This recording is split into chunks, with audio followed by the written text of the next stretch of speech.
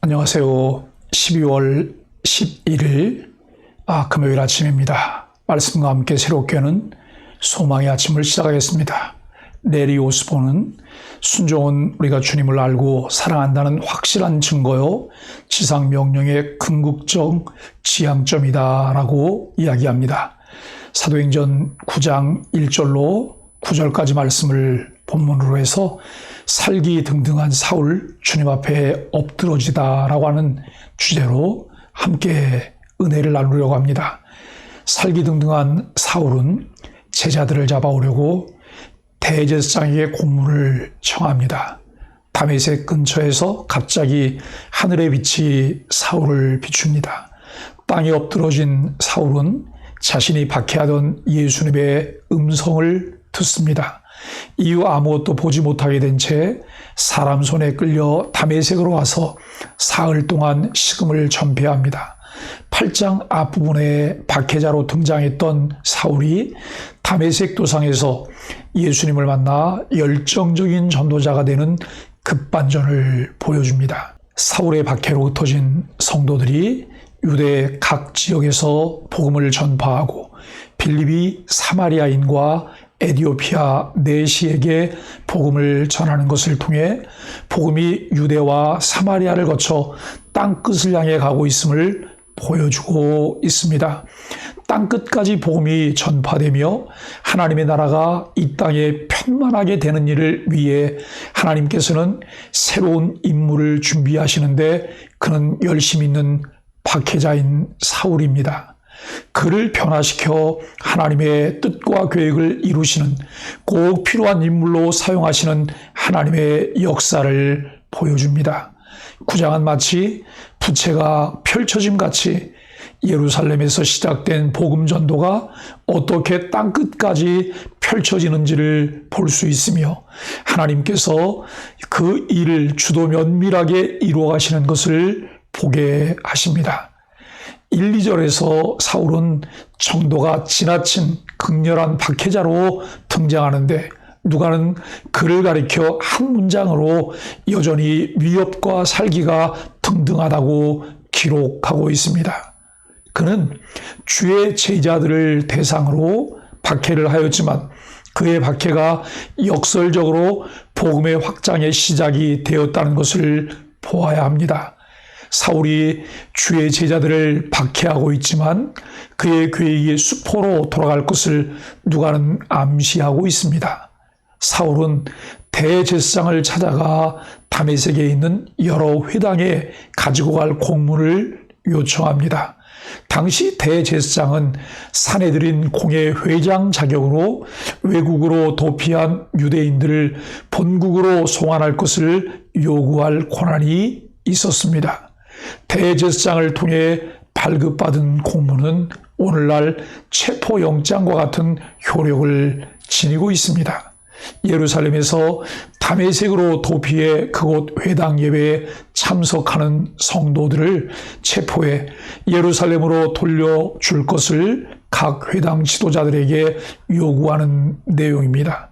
사울은 난지 8일 만에 할례를 받은 이스라엘 족속이요 베냐민 지파요 히브리인 중에 히브리인이요 율법으로는 바리새인이요 열심히는 교회를 박해하고 율법의 의로는 흠이 없는 자라고 훗날 자신을 소개합니다.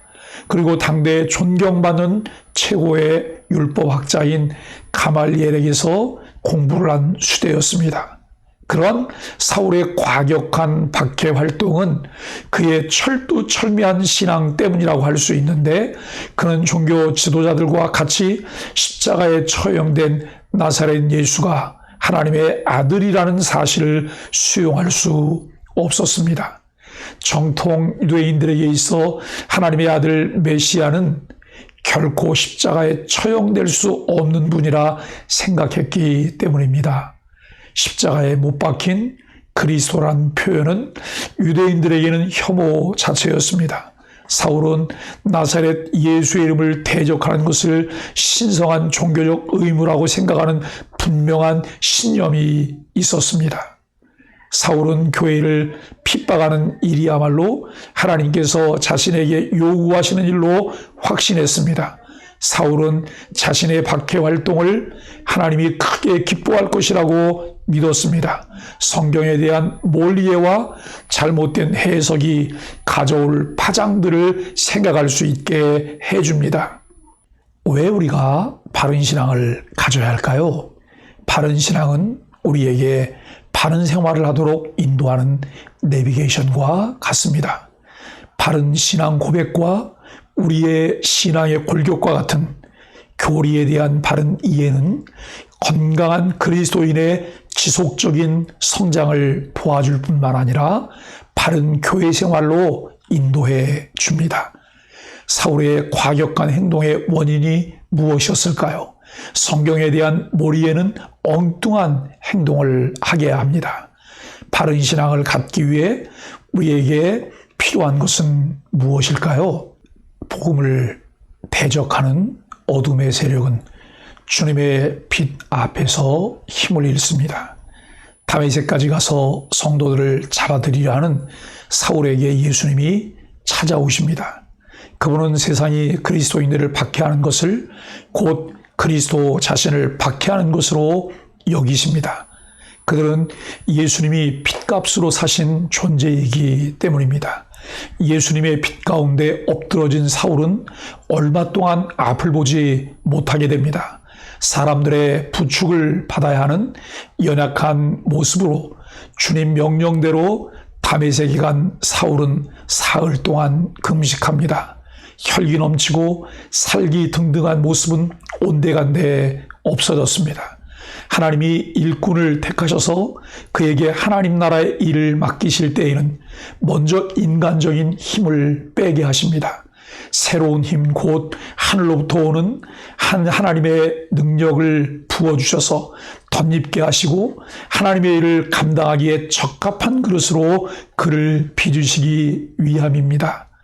사울이 예수님을 만나기 전과 후 사울의 모습은 어떻게 다른가요? 사울처럼 예수님이 찾아가 만나주셔야 할 사람이 주위에 있다면 지금 그를 위해서 기도하십시오. 사울이 가던 다메섹은 시리아의 수도로서 당시 약대 상인들의 무역 교차로에 위치한 중요한 고대 도시였습니다. 예루살렘에서 다메섹까지는 도보로 6일 정도 걸리는 거리였습니다. 사울이 다메섹 가까이에 이르렀을 때 호련히 하늘로부터 빛이 그를 둘러 비추었습니다. 이 빛은 영광스러운 예수님에게서 반사되는 빛임에 틀림없습니다. 후에 아나니아는 사울을 만났을 때 내가 오는 길에 나타나셨던 예수라고 말했으며, 바나바가 사울을 예루살렘 성도들에게 소개할 때 그가 길에서 어떻게 주를 보았는지라고 말한 것으로 이러한 이해를 가질 수 있습니다. 사울은 이전에 경험하지 못했던 신비로운 경험을 하며 이때야 비로소 자신이 완전히 무지와 어둠의 나라인 사단에게 종속되어 있었음을 깨닫게 된 것입니다. 강렬한 빛에 의해 땅에 엎드러진 사울에게 사울아 사울아 내가 어찌하여 나를 박해하느냐는 음성이 들려왔습니다. 예수님께서 사울의 이름을 2번 반복에 부르신 것은 성경의 다른 예들을 통해 볼 때 그의 부르심이 얼마나 긴박한지를 보여주고 있습니다. 내가 어찌하여 나를 박해하느냐는 이 엄청난 질문은 영광 중에 계신 예수님과 교회 사이에 긴밀한 연합을 전제한 질문입니다. 신비로운 연합을 통해 교회는 곧 부활하신 그리스도의 몸이 되었기에 교회를 핍박하는 것은 부활하신 그리스도를 핍박하는 것입니다. 교회는 그리스도 부활에 참여한 소망 공동체로 유기적인 연합을 이룹니다. 사울은 나사렛 사람 예수가 그리스도가 아니라고 생각했기 때문에 그리스도를 교회의 몸이라고 전혀 생각할 수가 없었습니다. 주여, 뉘시오니이까? 사울은 반문했습니다. 여기서 의문이 드는 것은 어떻게 사울이 주님이라고 할 수 있었을까요?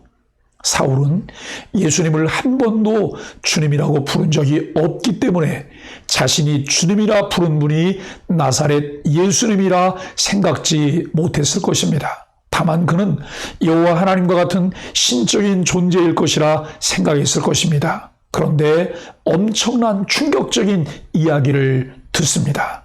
나는 내가 핍박하는 예수다. 이때 사울은 모든 것이 무너졌습니다. 종교적 신념도 자신의 신학도 그에 따른 열심도 무너졌습니다. 이 순간은 사울에게 나사렛 예수가 하나님의 아들 그리스도로 계시되는 결정적인 순간입니다. 십자가에서 저주받은 그리스도를 인정하지 않는 사울이 가진 유대교 신앙이 십자가 사건에 기초한 그리스도 중심의 신앙으로 전환되는 순간입니다. 사울은 이 순간 예수 그리스도에게 완전히 사로잡혔습니다. 그리스도가 그의 전부가 되고 이전에 자랑하던 율법의 의는 완전히 쓰레기 더미에 내팽개치는 순간이었습니다. 훗날 사도 바울은 빌립보에서 모든 것을 배설물로 여기게 되었다고 고백합니다. 우리가 부르는 찬송가 노랫말에 주 예수보다 더 귀한 것은 없네. 일상 부귀와 바꿀 수 없네. 일상 명예와 바꿀 수 없네. 일상 행복과 바꿀 수 없네. 세상 즐거움 다 버리고 세상 자랑 다 버렸네. 주 예수보다 더 귀한 것은 없네라고 고백합니다. 이 고백이 저와 여러분들의 고백이 되기를 간절히 바랍니다. 바울처럼 예수 그리스도를 믿고 따르는 사랑하는 소망의 가족 여러분, 우리도 이와 같은 고백이 있을 때 뒤에 있는 것은 잊어버리고 앞에 있는 것을 잡으려고 믿음의 새로운 경주를 시작하는 순간이 있었지요. 믿음의 주시며 소망 주시는 예수 그리스도만 바라보며 앞으로 나아가게 되기를 주 예수 그리스도의 이름으로 간절히 축복합니다. 바른 이해와 믿음 없는 신앙으로 나의 고집과 신념으로 살았던 것은 아닌가를 돌아봅니다. 살아계신 예수님을 어느 때 어떻게 인격적으로 만났는지 살피며 그 감격을 되새기게 하소서. 사울이 예수 그리스도를 진정으로 만난 후 그의 삶의 모든 것이 완전히 변한 것처럼 우리도 완전한 변화가 있게 하소서.